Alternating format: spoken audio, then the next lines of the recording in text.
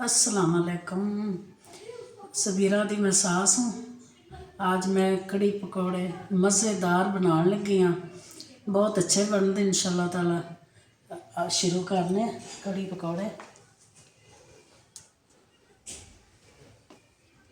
एक कप तेल का मैं पा लिया खाने वाला। तेल गर्म हो तो 2 प्याज मैं चॉप करते पा रही हूँ बरीक बरीक। करन लगे प्याज और तेल गर्म हो गया तेल। अच्छा ये मैं पाने ने 3 टमाटर। हाँ 3 टमाटर है, 3 टमाटर पाने ने कड़ी के। इन्होंने मैं कट लेनी हाँ, कट फिर चॉप पर करते ना चॉप पा देने इस तरह इतने इतने।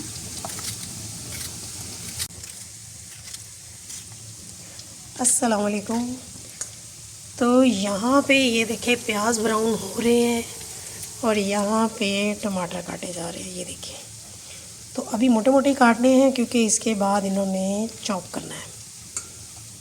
टमाटरां दा असीं पेस्ट बना लें तो कड़ी जिन्ना ही इन्हू पकाओ उतनी ही मज़े की बनती। ज़्यादा देर पकाना पैंदा है, फिर गाढ़ी हो जाए ना तो बहुत ज़बरदस्त बनती है। खट्टी लस्सी खट्टी हो जिहदे विच कड़ी बनाई दी। मैं 2 चम्मच पा रही हूँ लहसुन अदरक का पेस्ट। प्याज हल्का ब्राउन हो गया तो 2 चम्मच पा रही हूँ बस बड़े लगे कड़ी। कलर देखो कितना सोहना हो गया, प्याज डार्क ब्राउन हो गया तो उसमें मैं लहसुन अदरक का पेस्ट पा दूँगा। खुशबू अच्छी आती आ रही बल्कि ज़बरदस्त। इतनी अच्छी मज़े की बनेगी इंशाल्लाह। ज़्यादा देर पकानी पैंदी है, जितनी ज़्यादा देर पकाओ उतनी मज़े की बनती कड़ी। एक कहती है भी खास है कड़ी पकाने के तरीके। पहले थोड़ा जहा जीरा 1 चम्मच जीरा पा रही हूँ। जीरे पाने नाल भी बहुत ज़बरदस्त खुशबू आती। जायके टेस्ट च बड़ा मज़ा आता है, मज़े की बन जाती है। जीरा ज़्यादा नहीं भुनना, डार्क ब्राउन हो गया पेस्ट भी तो जीरा सब कुछ कर। मैं टमाटर पेस्ट किए पा रही हूँ। थोड़ी देर टमाटर की बनाई करनी, टमाटर का कच्चापन खत्म हो जाता है। टमाटर नहीं भी बच जाते हैं बच्चे और फिर टमाटर का कच्चा कच्चा जायका नहीं रहा, ज़बरदस्त बन जाते पेस्ट। टमाटर भुज गए ने, उन्होंने मैं हरी मिर्च कट्टी 2-3 मिर्चा पा रही हरियाँ।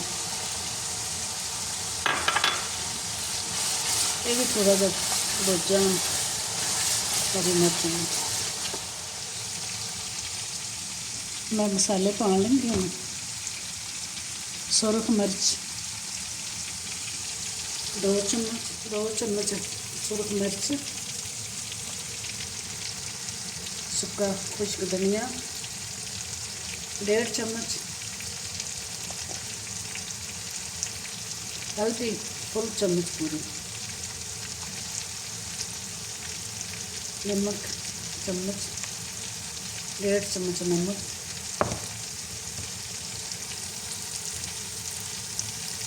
1 चम्मच ज़ीरा, 1.5 चम्मच ज़ीरा। ये मसाले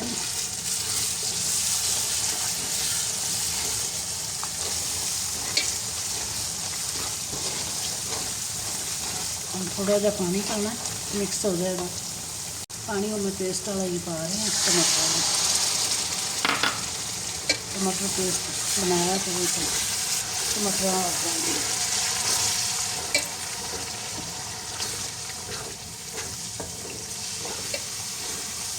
कड़ी ऐसी चीज़ है बड़ी शौक नाल खाई जाती, मज़े की पत्ती और बहुत अच्छी बनती, अच्छी लगती कड़ी पकौड़े मज़ेदार बनती। मसाला बन रहे हम बेसन तैयार करने लस्सी पा के 1.5 किलो दही होती मैं लस्सी बनाई, थोड़ा जहा पानी पाया उनके बेसन पा रहे। बेसन मिक्स करते फिर उनके मसाले पा देने कढ़ाई। बेसन है 1.5 पा बेसन। जितनी ज़्यादा बनानी है लस्सी उतनी ज़्यादा पा लो। कम बनानी तो कम भी दही पै सकती है, किलो च भी बन जाती है। किलो दही हो तो उनकी भी दही कड़ी अच्छी बन जाती है। असी ज़्यादा बना रहे तो मैं और भी उस पावां दे विच लस्सी का पानी भी ज़्यादा बना रहे। ਇਹ ਮੈਂ ਹੁਣ ਅੱਛੇ ਤਰੀਕੇ ਨਾਲ ਫੈਂਟ ਲਈ ਹੈ। ਇਹਦੇ ਵਿੱਚ ਕੋਈ ਗੁਠੜੀ ਨਹੀਂ ਹੈ, ਬਿਲਕੁਲ ਸਹੀ ਮਿਕਸ ਹੋ ਗਈ। ਮੈਂ ਮਿਕਸ ਕਰਤੇ ਅੱਛੀ ਤਰ੍ਹਾਂ ਬਣਾਉਣਾ, ਫਿਰ ਉਹ ਗੁਠੜੀਆਂ ਜੇ ਬਣ ਜਾਂਦੀ ਅੱਛੀ ਨਹੀਂ ਬਣਦੀ। ਹੁਣ ਇਹ ਮਿਕਸ ਹੋ ਗਈ ਅੱਛੇ ਤਰੀਕੇ ਨਾਲ, ਬਿਲਕੁਲ ਸਹੀ। ਮਸਾਲਾ ਇਤਨਾ ਪਿਆਰਾ ਮਾਸ਼ਾਅੱਲਾ ਮਜ਼ੇਦਾਰ ਬਣ ਗਿਆ ਮਸਾਲਾ ਕੜੀ ਦਾ। ਉਹਨਾਂ ਦੇ ਵਿੱਚ ਹੀ ਪਾ ਦੇਣੀ ਹੈ ਜਿਹੜੀ ਛਾਣ ਤੇ ਪਾ ਰਿਹਾ, ਬਿਲਕੁਲ ਗੁਠੜੀ ਰਹਿ ਨਾ ਜਾਵੇ। ਹੈ ਨਹੀਂ ਬਿਲकुल, देखो कितनी ज़बरदस्त होगी मिक्स। फिर भी छान ते पा रहे हैं भी कोई रह ना जाए गुठड़ी।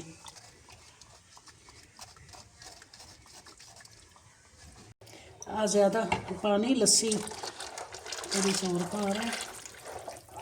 चम्मच में चलता ही रहना, चम्मच वो नहीं करना ऊपर।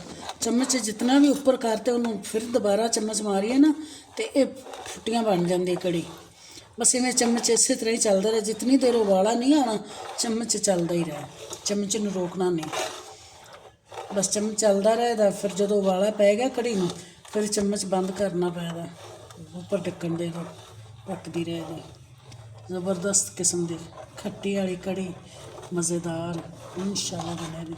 एक जग होर पा रही हूँ, गाढ़ी ना रवे, जितना पक्के थी उतनी ज़्यादा मज़े की बनेगी। कितना पानी पाता है, इन्हें पकता ही रहना, पक के पानी कम हो जाएगा तो गाढ़ी बनेगी, ज़्यादा पक जाएगी। फिर ज़्यादा पक्के ही तो कड़ी मज़े दी है। बस चम्मच चलता रहना, जितनी ज़्यादा पकाओगे उतनी ज़्यादा ही मज़ेदार बनेगी। पानी ज़्यादा पाया इस वास्ते, साड़ा थोड़ा जिहा बेसन भी ज़्यादा सी, फैमिली माशाअल्लाह वड्डी है, ज़्यादा बना रहे हैं। तुसीं अपने हिसाब नाल बनाना, कम बनाना है तो कम ही चीज़ां पैंदियां ने। एक पाओ तकरीबन बनानी है तो कम चीज़ां पा लो, अद्ध पावी बन जाती है। बस दही कम कर लो, मसाले कम पै जाते हैं, ज़्यादा च फिर ज़्यादा पैंदे ने। चम्मच मैं चला रही हाँ। अगर कड़ी को दही का मसला है, कड़ी खट्टी नहीं बनी, तुसीं 2 नींबू भी निचोड़ के विच पा सकते हो, फिर ज़्यादा खट्टी मज़ेदार बन जाएगी। जिस तरह की तुसीं चाहते जिवें बनेगी।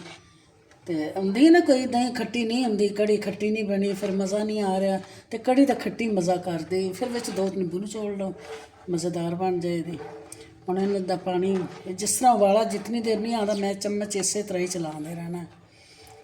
ये लकड़ी की डोई है, ज़रा सही मिक्स हो रही है। उबाला पवेगा तो फिर बस ठीक है, फिर फुटियाँ नहीं होनी। जितना भी ये डोई ने उत्ते चक्या जां उन्होंने चेक किया, वेखिए गाढ़ी हो रही नहीं हो रही, तो उबाले तो पहले ही फुटियाँ बन जाती। उबाला है तो फिर फुटियाँ नहीं बननी। तो ये देखिए ये अब उबलना शुरू हो गई है। ये जब तक उबली नहीं है उस वक्त तक ये चम्मच बाहर नहीं निकाला, और अब ये स्टेज है कि हम चम्मच इसका बाहर निकाल सकते हैं। इसको निकालेंगे और उसके बाद कवर कर देंगे और मज़ीद इसको हम पकने के लिए रख देंगे। अच्छा जी, ये देखिए ये उबल रही है, ये देखेंगे इसकी झाग सारी ऊपर आई हुई है। अब इसी तरह हम चम्मच बीच में रहने देंगे और इसे हम कवर कर देंगे। ये देखिए इतना सा है इसका ढक्कन रहेगा ताकि ये उबले नहीं और बाहर गिरे नहीं। अब इसको हम फ्लेम भी लो कर देंगे। ये देखिए मैं आपको फ्लेम भी दिखाती हूँ, ये इतना लो कर दिया है। इस पे हम इसको पकने देंगे मज़ीद आधा घंटा।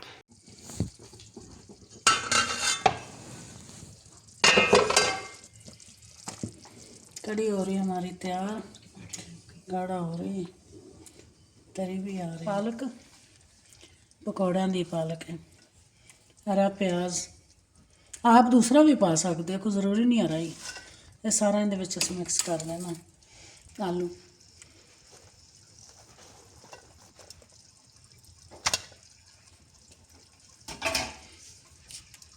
कुटी हुई लाल मिर्च पा रहे हैं 2 चम्मच, ज़ीरा साबुत ज़ीरा 1 चम्मच, कुटा धनिया 2 चम्मच, थोड़ी जी जवैन,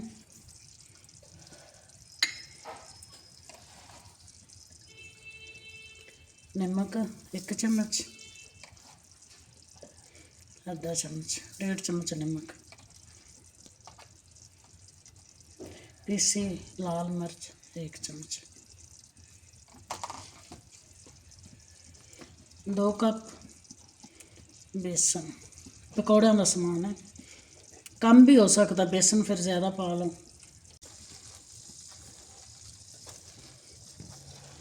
पकौड़ों का असल मज़ा तभी आता है जब आप हाथ से मिक्स करें, और मिक्स करते वक्त ही पानी डालना है थोड़ा थोड़ा करके। हाँ, थोड़ा थोड़ा सही मिक्स हो जाए ना, पानी ज़्यादा ना होगा। ठीक।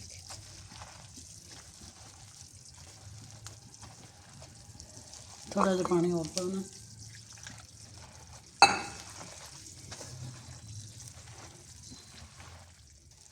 इस तरह होंगे सारे मसाले विच, प्याज आलू जो भी है।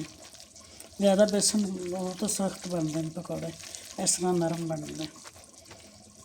उन्हें सारी चीज़ें रेडी हो गई। तो ऑयल हमने गरम कर लिया और इसमें हम डाल रहे हैं पकौड़े। तो पकौड़े फ्राई करेंगे और उसके बाद हम कढ़ी में डाल देंगे। तो पकोड़े जो हैं कढ़ी में, कुछ लोग क्या करते हैं सिर्फ बेसन के बनाते हैं, लेकिन आप एक दफ़ा हमारे कहने पे इस तरह से पकोड़े बनाइएगा जिसमें आप सब कुछ डालेंगे। तो मज़ेदार से पकोड़े तैयार हैं, क्रिस्पी से। ये देखिए कैसे मज़े के लग रहे हैं। तो ये हम कढ़ी में डाल देंगे। तो पकोड़े बनाते जाएं और कढ़ी में डालते जाएं, उससे क्या होता है पकोड़े हल्के से नरम हो जाएंगे, लेकिन उनका टेस्ट आ जाता है, उसमें कढ़ी का भी फ्लेवर होता है। बहुत मज़ेदार बनते हैं इस तरह से, तो ज़रूर ट्राई कीजिएगा। तो ये देखिए कितने मज़ेदार कढ़ी पकोड़े बने हैं।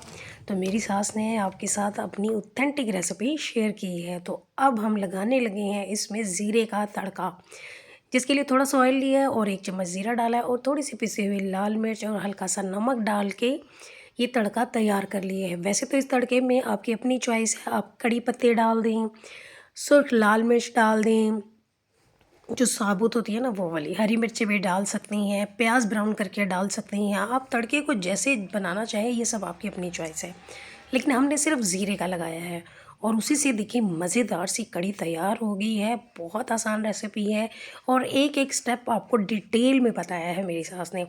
तो आप सब ने बहुत ज़्यादा फरमाइश की थी कड़ी पकौड़े की रेसिपी की, तो इसलिए आज ख़ास आपकी फरमाइश पे बनाई है कड़ी पकौड़ा।